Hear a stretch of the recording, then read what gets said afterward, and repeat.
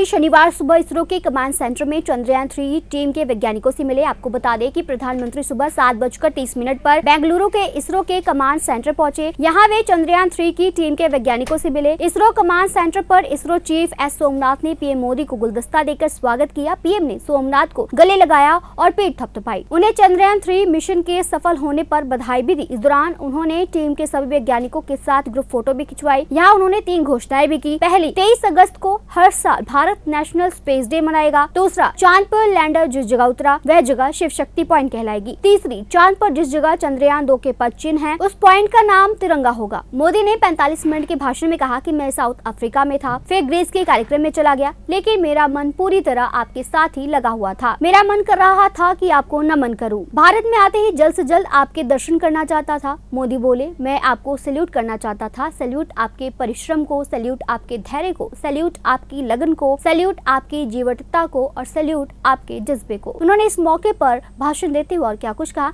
आइए सुनते हैं। नमस्कार फ्रेंड्स,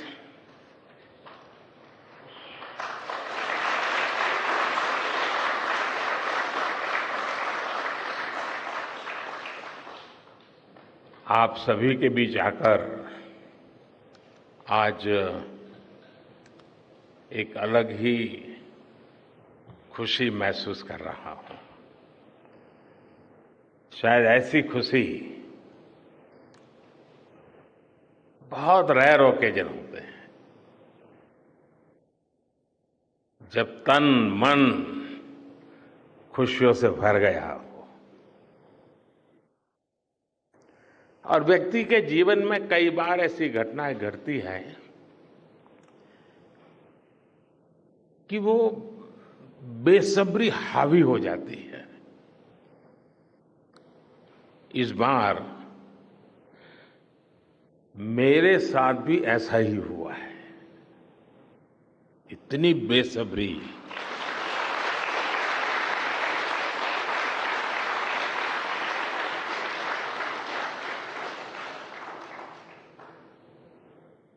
मैं साउथ अफ्रीका में था, फिर ग्रीस का कार्यक्रम था तो वहां चला गया, लेकिन मेरा मन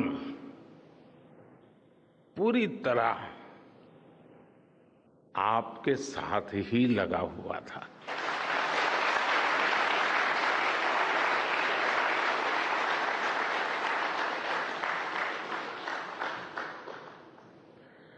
लेकिन कभी कभी लगता है कि मैं आप लोगों के साथ अन्याय कर देता हूं। बेसब्री मेरी और मुसीबत आपकी।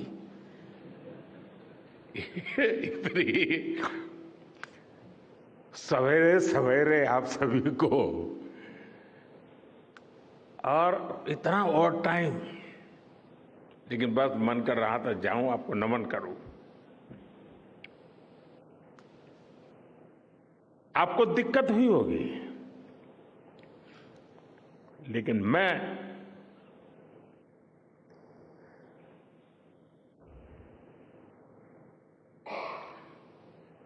भारत में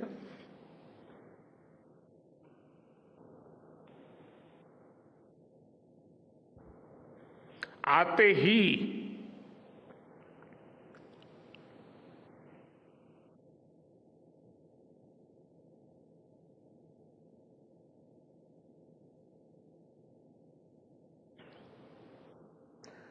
जल्द से जल्द आपके दर्शन करना चाहता था।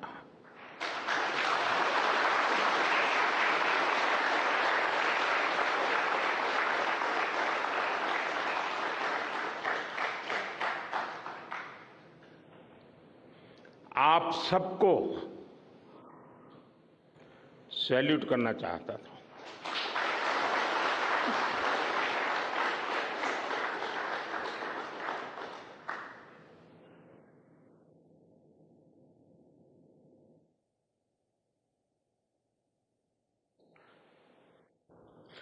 सैल्यूट आपके परिश्रम को,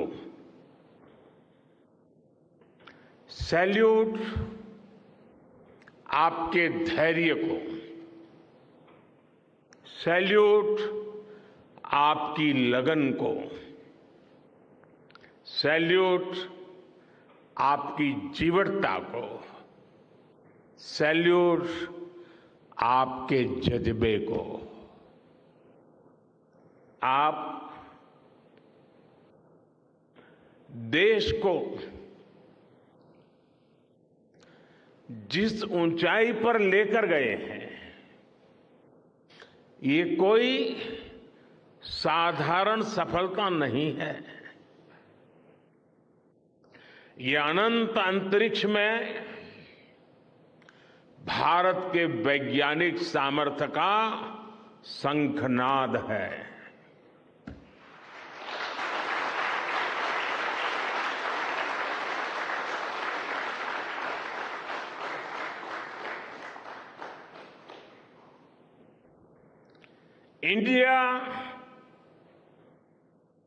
India is on the moon.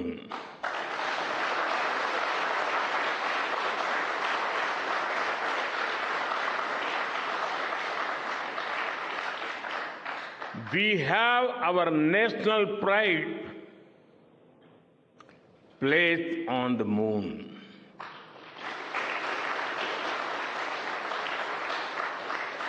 हम वहां पहुंचे जहां कोई नहीं पहुंचा था।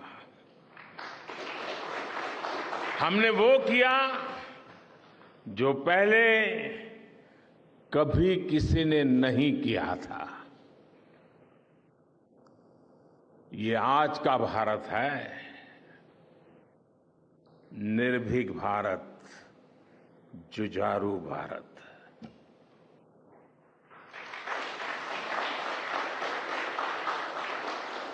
ये वो भारत है जो नया सोचता है, नए तरीके से सोचता है, जो डार्क जोन में जाकर भी दुनिया में रोशनी की किरण फैला देता है।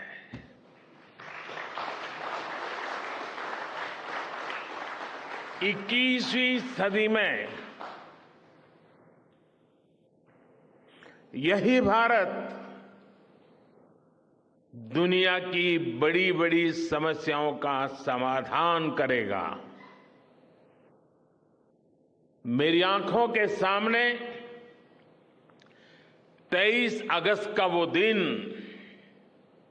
वो एक एक सेकंड बार बार घूम रहा है।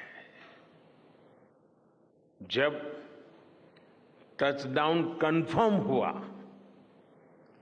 तो जिस तरह यहां इसरो सेंटर में पूरे देश में लोग उछल पड़े, वो दृश्य कौन भूल सकता है। कुछ स्मृतियां अमर हो जाती है। वो पल अमर हो गया। वो पल इस सदी के सबसे प्रेरणादायी क्षणों में से एक है। हर भारतीय को लग रहा था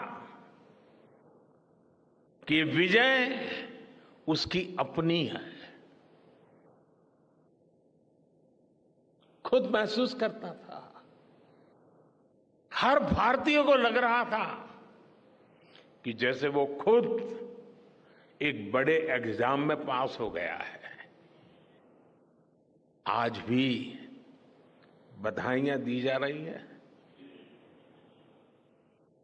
संदेश दिए जा रहे हैं, और ये सब मुमकिन बनाया है आप सबने, आपने।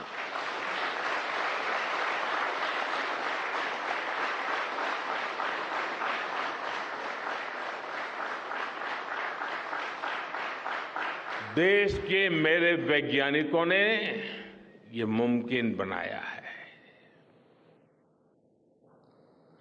मैं आप सबका जितना गुणगान करूं वो कम है। मैं आपकी जितनी सराहना करूं वो कम है। साथियों,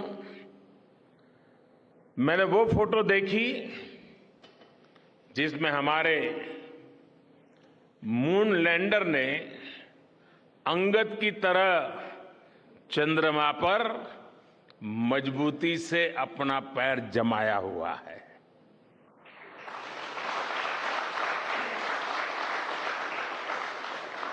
एक तरफ विक्रम का विश्वास है तो दूसरी तरफ प्रज्ञान का पराक्रम है।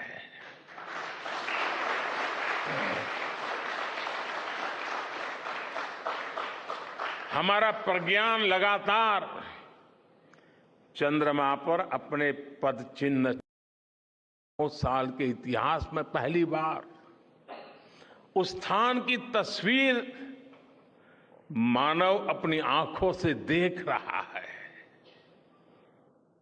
और ये तस्वीर दुनिया को दिखाने का काम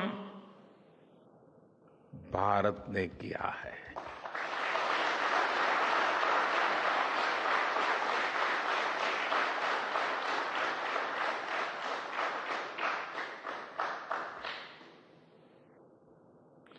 आप सभी वैज्ञानिकों ने किया है। आज पूरी दुनिया भारत की साइंटिफिक स्पिरिट का, हमारी टेक्नोलॉजी का और हमारे साइंटिफिक टेम्परामेंट का लोहा मान चुकी है।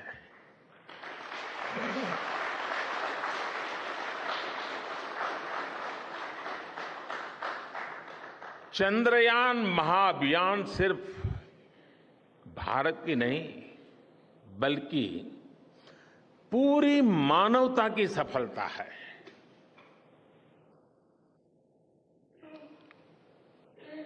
हमारा मिशन जिस क्षेत्र को एक्सप्लोर करेगा उससे सभी देशों के लिए मून मिशंस के नए रास्ते खुलेंगे। ये चांद के रहस्य को तो खोलेगा ही, साथ ही धरती की चुनौतियों के समाधान में भी मदद करेगा। आपकी इस सफलता के लिए मैं एक बार फिर सभी वैज्ञानिकों को,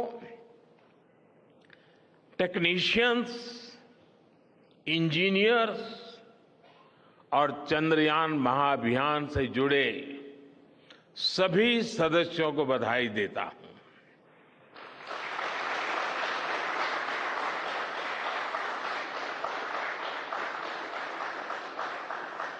मेरे परिवारजनों, आप जानते हैं कि स्पेस मिशंस के टच डाउन पॉइंट को एक नाम दिए जाने की वैज्ञानिक परंपरा है। चंद्रमा के जिस हिस्से पर हमारा चंद्रयान उतरा है, भारत ने उस स्थान के भी नामकरण का फैसला लिया है।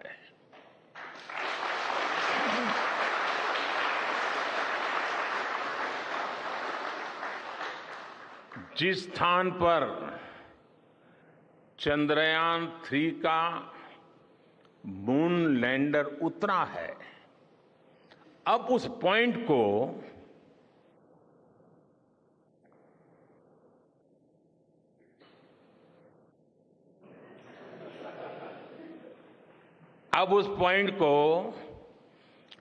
शिव शक्ति के नाम से जाना जाएगा।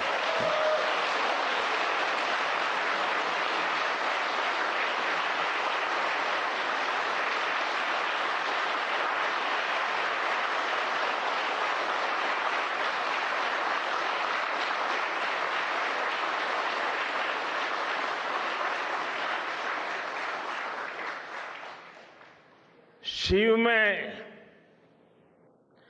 मानवता के कल्याण का संकल्प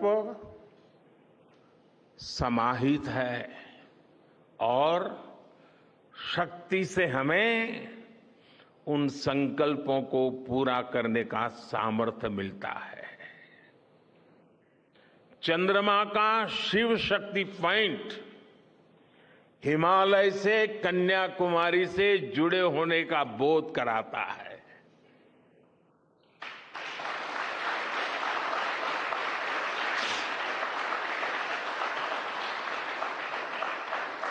हमारे ऋषियों ने कहा है, येन कर्माण्य पशो मनीषिणो यज्ञे कुण्वन्ति वित्तेषु धीरः यत्पूर्व यक्ष्मन्तः प्रजानां तन्मे मनः शिव संकल्पम अस्तु। अर्थात जिस मन से हम कर्तव्य कर्म करते हैं, विचार और विज्ञान को गति देते हैं और जो सबके भीतर मौजूद है, वो मन शुभ और कल्याणकारी संकल्पों से जुड़े।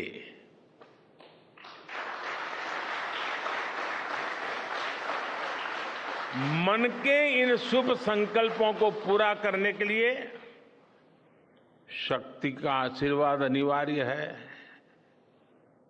और ये शक्ति हमारी नारी शक्ति है।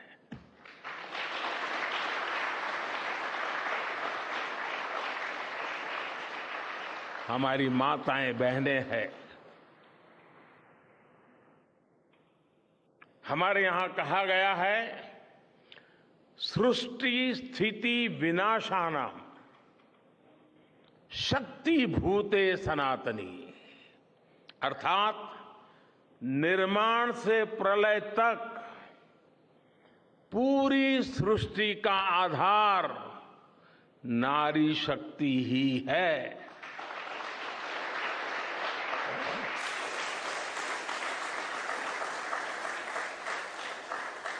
आप सबने देखा है, चंद्रयान 3 में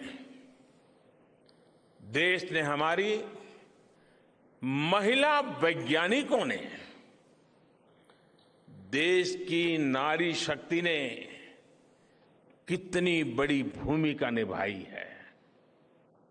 चंद्रमा का शिव शक्ति पॉइंट सदियों तक भारत के इस वैज्ञानिक और दार्शनिक चिंतन का साक्षी बनेगा।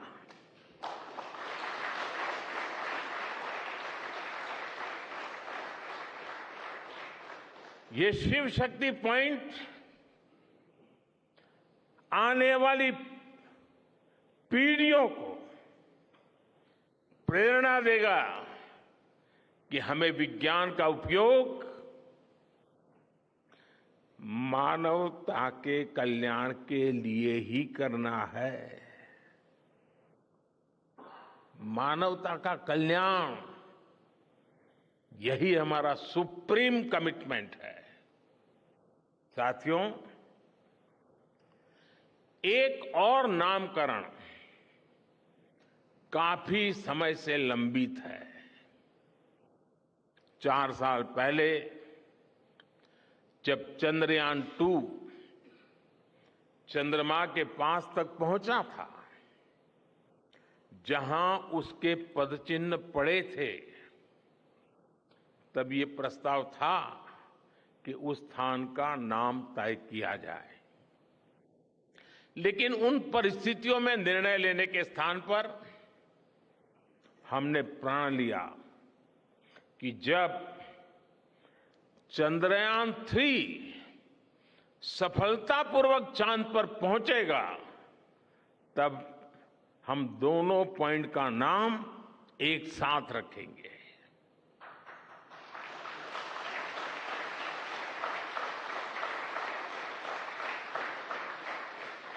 और आज मुझे लगता है कि जब हर घर तिरंगा है, जब हर मन तिरंगा है और चांद पर भी तिरंगा है, तो तिरंगा के सिवाय चंद्रयान 2 से जुड़े उस स्थान को और क्या नाम दिया जा सकता है।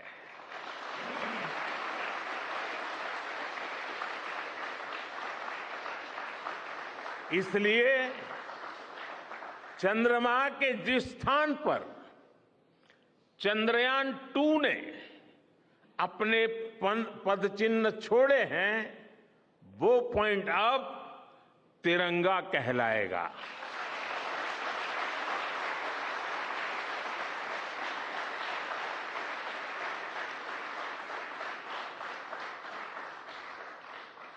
ये तिरंगा पॉइंट भारत के हर प्रयास की प्रेरणा बनेगा।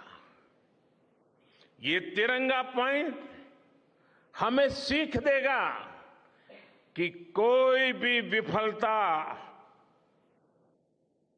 आखिरी नहीं होती। अगर दृढ़ इच्छा शक्ति हो तो सफलता मिलकर के ही रहती है। यानी मैं फिर दोहरा रहा हूं, चंद्रयान 2 के पद चिन्ह जहां है, वो स्थान आज से तिरंगा पॉइंट कहलाएगा। और जहां पर चंद्रयान 3 का मून लैंडर पहुंचा है, वो स्थान आज से शिव शक्ति पॉइंट कहलाएगा।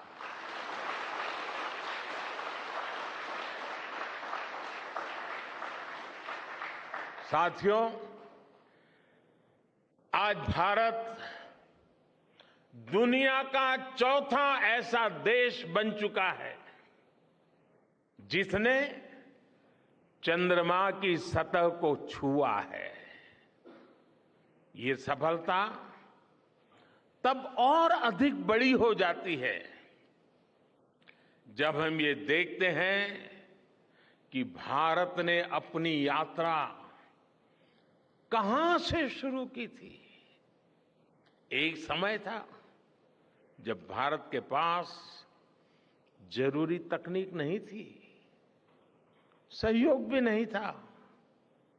हमारी गिनती थर्ड वर्ल्ड यानी थर्ड रॉ में खड़े देशों में होती थी। थर्ड वर्ल्ड थर्ड रॉ में खड़े हुए लोगों में होती थी। वहां से निकलकर आज भारत दुनिया की 5वीं सबसे बड़ी अर्थव्यवस्था बना है।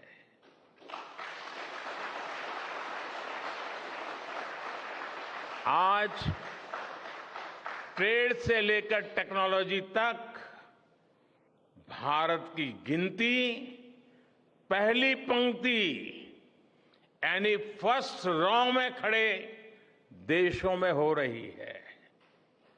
यानी थर्ड रॉ से फर्स्ट रॉ तक इस यात्रा में इसरो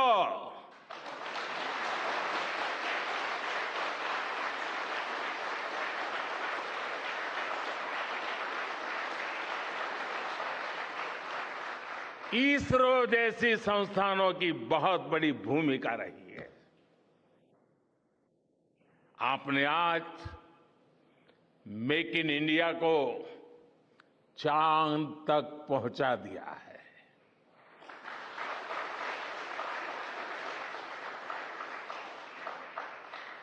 मेरे परिवारजनों, मैं आज आपके बीच आकर विशेष तौर पर देशवासियों को आपकी मेहनत के बारे में बताना चाहता हूं। जो मैं बातें बता रहा हूं वो आपके लिए नई नहीं है, लेकिन आपने जो किया है जो साधना की है वो देशवासियों को भी पता होना चाहिए। भारत के दक्षिण हिस्से से चंद्रमा के दक्षिणी ध्रुव तक चंद्रयान की ये यात्रा आसान नहीं थी। मून लैंडर की सॉफ्ट लैंडिंग सुनिश्चित करने के लिए हमारे वैज्ञानिकों ने इसरो की रिसर्च फैसिलिटी में आर्टिफिशियल मून तक बना डाला। इस आर्टिफिशियल मून पर विक्रम लैंडर को अलग अलग तरीके से सरफेस पर उतारकर उसका टेस्ट किया गया था। अब इतने सारे एग्जाम देकर हमारा मून लैंडर वहां गया है तो उसे सक्सेस मिलनी ही मिलनी थी।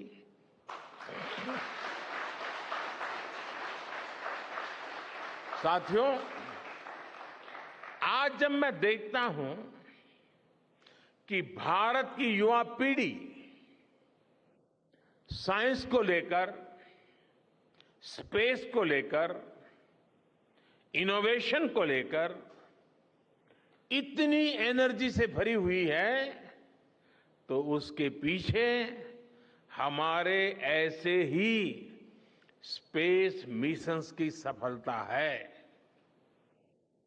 मंगलयान की सफलता ने, चंद्रयान की सफलता ने, गगनयान की तैयारी ने देश की युवा पीढ़ी को एक नया मिजाज दे दिया है।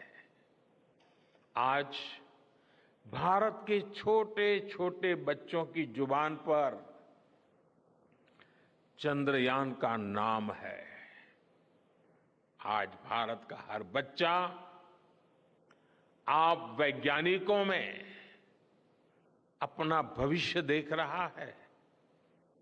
इसलिए आपकी उपलब्धि सिर्फ ये नहीं है कि आपने चांद पर तिरंगा लहराया, लेकिन आपने एक और बड़ी उपलब्धि हासिल की है और वो उपलब्धि है भारत की पूरी पीढ़ी को जागृत करने की, उसे नई ऊर्जा देने की।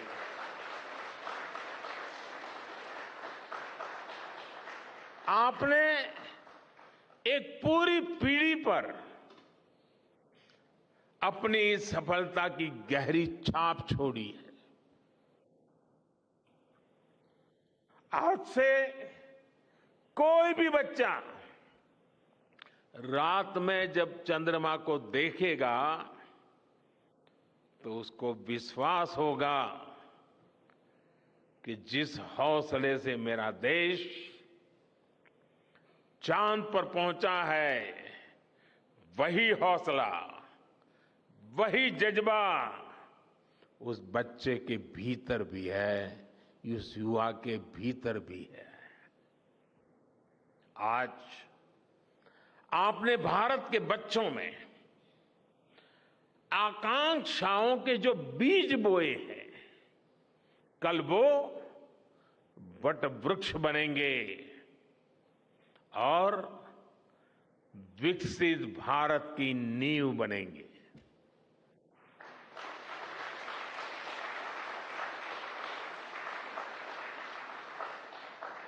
हमारी युवा पीढ़ी को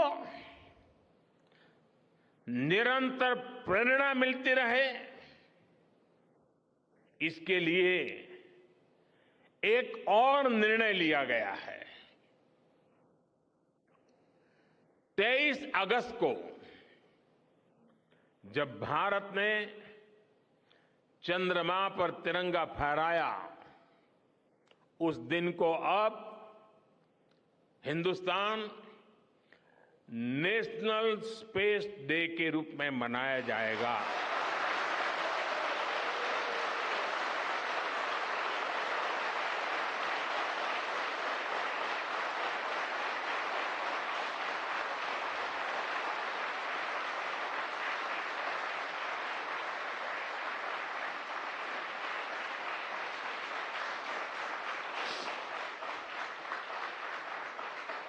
जब हर वर्ष national space day science, technology और इनोवेशन की स्पिरिट को सेलिब्रेट करेगा, हमें हमेशा हमेशा के लिए प्रेरित करता रहेगा।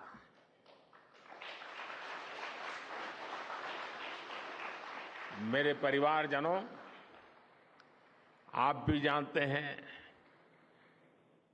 कि स्पेस सेक्टर का जो सामर्थ्य है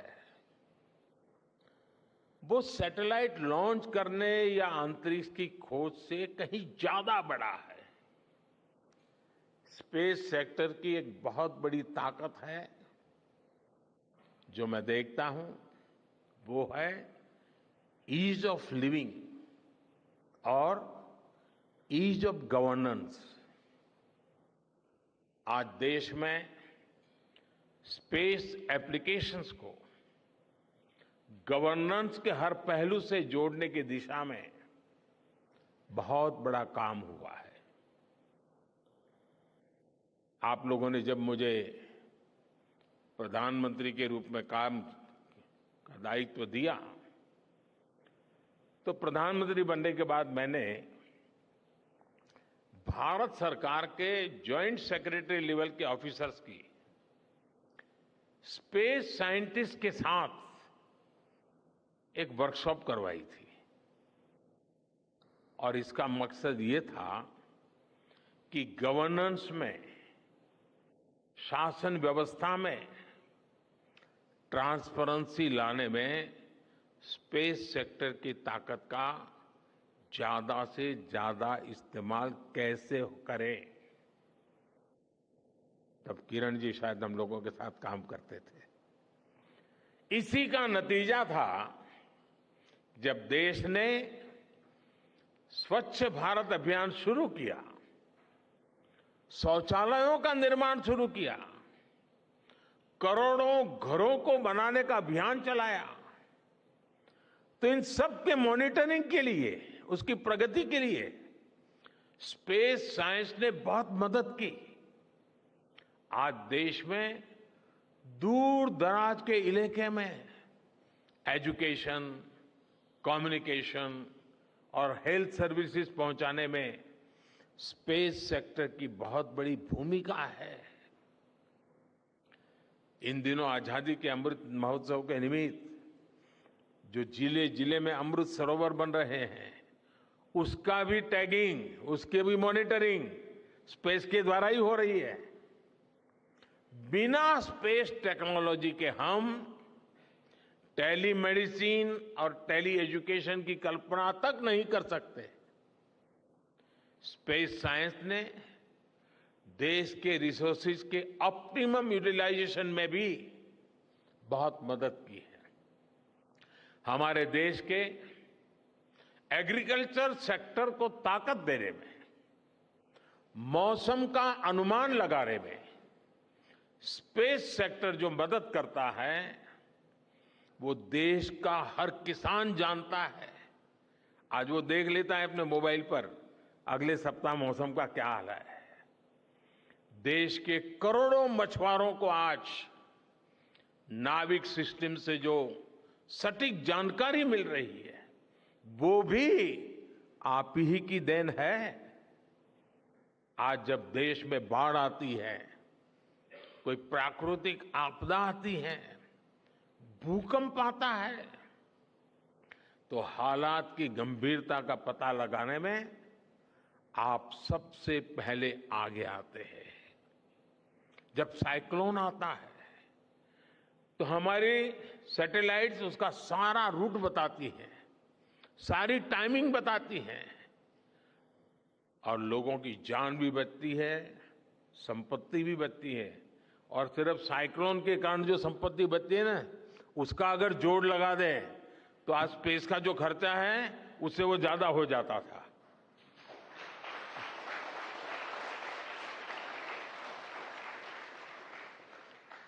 हमारे PM Gatishakti national master plan का आधार भी स्पेस टेक्नोलॉजी ही है। और आज दुनिया भारत के इस गतिशक्ति प्लेटफॉर्म का अध्ययन कर रही है कि प्लानिंग और मैनेजमेंट में ये प्लेटफॉर्म कितना उपयोगी हो सकता है।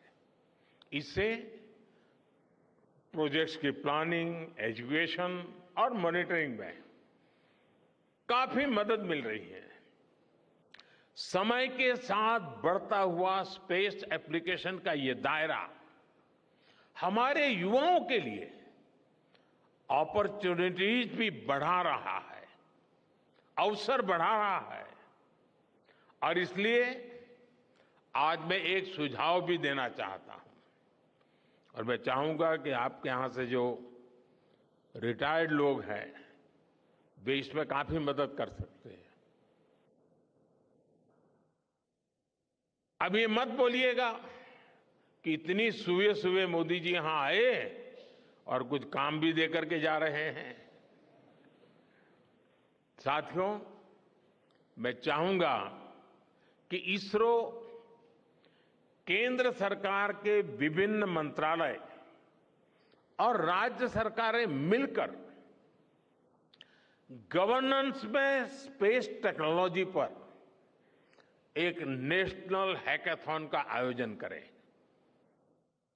इस हैकाथॉन में ज्यादा से ज्यादा युवा, ज्यादा से ज्यादा यूनिवर्सिटी, ज्यादा से ज्यादा नौजवान वो शामिल हो, जुड़े।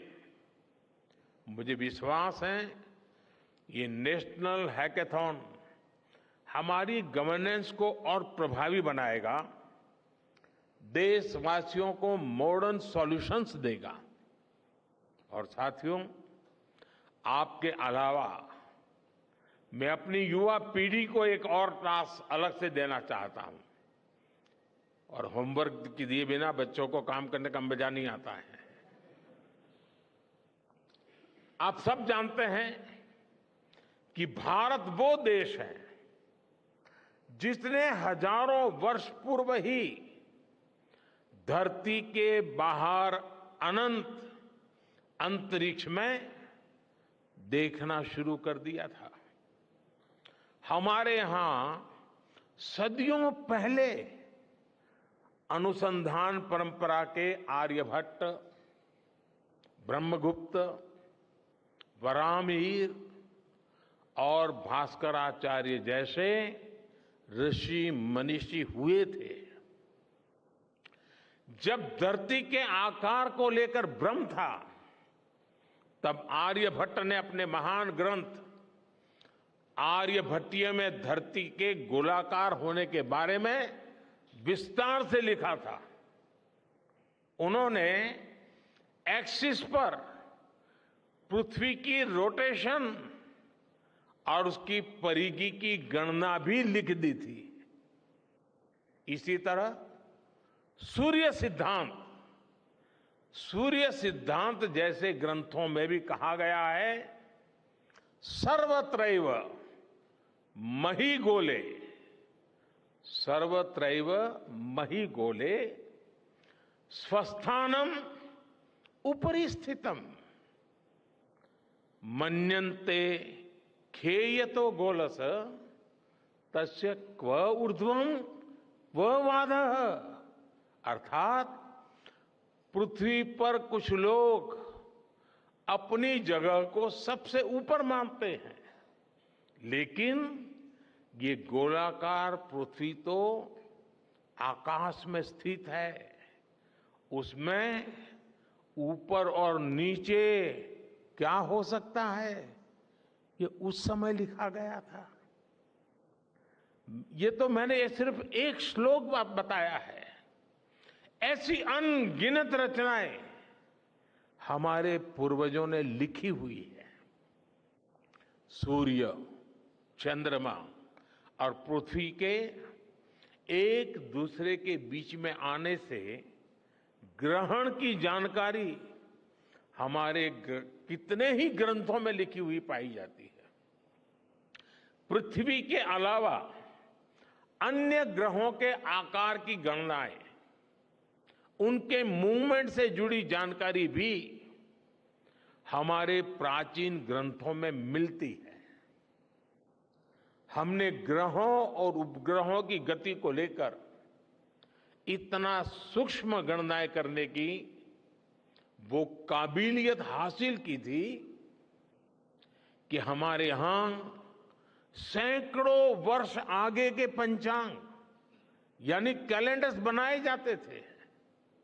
इसलिए मैं इससे जुड़ा एक टास्क अपनी नई पीढ़ी को देना चाहता हूं, स्कूल कॉलेज के बच्चों को देना चाहता हूं। मैं चाहता हूं कि भारत के शास्त्रों में जो खगोलीय सूत्र है उन्हें साइंटिफिकली प्रूव करने के लिए नए सिरे से उनके अध्ययन के लिए नई पीढ़ी आगे आए। ये हमारी विरासत के लिए भी जरूरी है और विज्ञान के लिए भी जरूरी है। आज जो स्कूल के, कॉलेज के, यूनिवर्सिटी के स्टूडेंट्स हैं, रिसर्चर्स हैं, उन पर एक तरह से ये दोहरा दायित्व है। भारत के पास विज्ञान के ज्ञान का जो खजाना है वो गुलामी के लंबे कालखंड में दब गया है, छिप गया है। आजादी के इस अमृत काल में हमें इस खजाने को भी खंगालना है, उस पर रिसर्च करनी है और दुनिया को भी बताना है। दूसरा दायित्व ये कि हमारी युवा पीढ़ी को आज के आधुनिक विज्ञान, आधुनिक टेक्नोलॉजी को नए आयाम देने हैं। समंदर की गहराइयों से लेकर आसमान की ऊंचाई तक, आसमान की ऊंचाई से लेकर अंतरिक्ष की गहराई तक आपके लिए करने के लिए बहुत कुछ है। आप डीप अर्थ को भी देखिए और साथ ही डीप सी को भी एक्सप्लोर करिए। आप नेक्स्ट जनरेशन कंप्यूटर बनाइए और साथ ही जेनेटिक इंजीनियरिंग में भी अपना सिक्का जमाइए। भारत में आपके लिए नई संभावनाओं के द्वार लगातार खुल रहे हैं। 21वीं सदी के इस कालखंड में जो देश साइंस और टेक्नोलॉजी में बढ़त बना ले जाएगा, वो देश सबसे आगे बढ़ जाएगा। साथियों, आज बड़े बड़े एक्सपर्ट्स कह रहे हैं कि अगले कुछ वर्षों में भारत की स्पेस इंडस्ट्री $8 बिलियन से बढ़कर $16 बिलियन की हो जाएगी। सरकार भी इस बात की गंभीरता को समझते हुए स्पेस सेक्टर में लगातार रिफॉर्म कर रही है। हमारे युवा भी कमर कसकर तैयार है। आपको जानकर सुखद आश्चर्य होगा कि पिछले 4 साल में स्पेस सेक्टर में काम करने वाले स्टार्टअप्स की संख्या 4 से बढ़कर करीब करीब 150 हो गई है। हम कल्पना कर सकते हैं कि अनंत आकाश में कितनी अनंत संभावनाएं भारत का इंतजार कर रही हैं। वैसे कुछ दिन बाद 1 सितंबर से MyGov हमारे चंद्रयान मिशन को लेकर बहुत बड़ा क्विज कंपटीशन लॉन्च करने वाला है। हमारे देश के स्टूडेंट्स इससे भी शुरुआत कर सकते हैं। मैं देश भर के स्टूडेंट से आग्रह करूंगा कि आप सभी बड़ी संख्या में इससे जुड़े। मेरे परिवारजनों, देश की भावी पीढ़ी को आपका मार्गदर्शन बहुत आवश्यक है। आप जो इतने सारे इंपॉर्टेंट मिशंस पर काम कर रहे हैं, वो आने वाली पीढ़ी ही आगे ले जाने वाली है। आप उन सभी के रोल मॉडल हैं। आपकी रिसर्च और आपकी वर्षों की तपस्या, मेहनत ने साबित किया है कि आप जो ठान लेते हैं वो आप करके दिखाते हैं। देश के लोगों का विश्वास आप पर है और विश्वास कमाना छोटी बात नहीं होती है दोस्तों। आपने अपनी तपस्या से विश्वास कमाया है।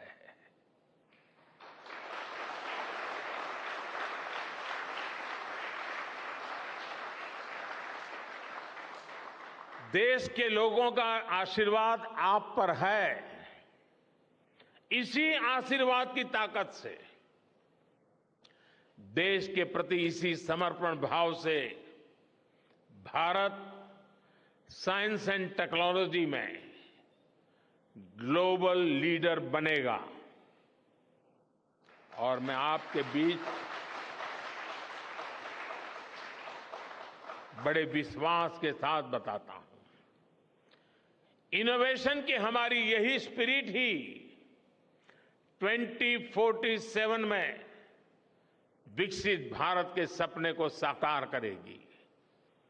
इसी विश्वास के साथ मैं फिर एक बार आप सबके दर्शन करके पावन हुआ हूं। देशवासी गौरव से भरे हुए हैं। सपने बहुत तेजी से संकल्प बन रहे हैं और आपका परिश्रम उन संकल्प को सिद्धि के तक ले जाने के लिए बहुत बड़ी प्रेरणा बन रहा है। आपको जितनी बधाई दूं कम है, जितना अभिनंदन करूं कम है। मेरी तरफ से, करोड़ों करोड़ों देशवासियों की तरफ से, दुनिया भर की साइंटिफिक कम्युनिटी की तरफ से अनेक अनेक धन्यवाद, बहुत बहुत शुभकामनाएं। भारत माता की, भारत माता की, भारत माता की। धन्यवाद।